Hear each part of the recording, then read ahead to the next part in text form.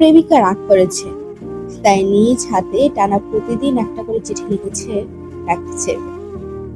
আরেক ছেলে তার প্রেমিকার জন্মদিন উপলক্ষে দেশের উল্টা মাথা থেকে কেক নিয়ে এসে রাত 12টায় বারান্দার নিচে দাঁড়িয়ে থাকে। স্পর্শ করা হবে না, কথাও হবে না, শুধু এক পলক দেখার জন্য সারা রাত জার্নি করে এসে এক ছেলে শুনেছিলাম হাতে এক গাদা উপহার তুলে দিয়ে আবার সারাদিনের জার্নি করতে চলে যেত। এ ধরনের প্রেমিক ছেলেগুলোর গল্প ফেসবুকে ভাইরাল হতে দেখি, বাস্তবেও দেখি মাঝে মধ্যে। এই ছেলেগুলোকে আমার প্রচন্ড প্রচন্ড হিংসা হয়, কারণ কাউকে এই লেভেলের ভালোবাসা দেখানোটা ভান করা যায় না, জোর করে আসে না। এই গুণটা, কেয়ারিং এর অভ্যাসটা ডিএনএতে খোদাই করা থাকতে হয়।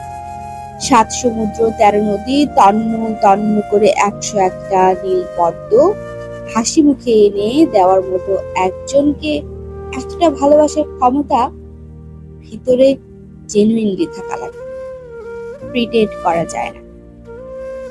অলস, নার্সিসিস্ট, সুপিরিয়র ও গড কমপ্লেক্সে ভোগা কারোর পক্ষে কোনোদিন কারোর জন্য এই লেভেলের ইফোর্ট দেখানো সম্ভব হয়নি, হবেও না।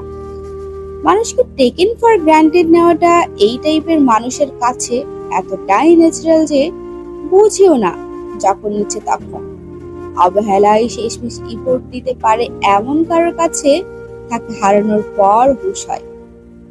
এভাবে যে ছেলেগুলো ভালোবাসা দেখাতে পারে, ইফোর্ট দিতে পারে, স্পেশাল মানুষটাকে আসলে স্পেশাল ফিল করাতে পারে, পৃথিবীর সকল সুখ তাদের।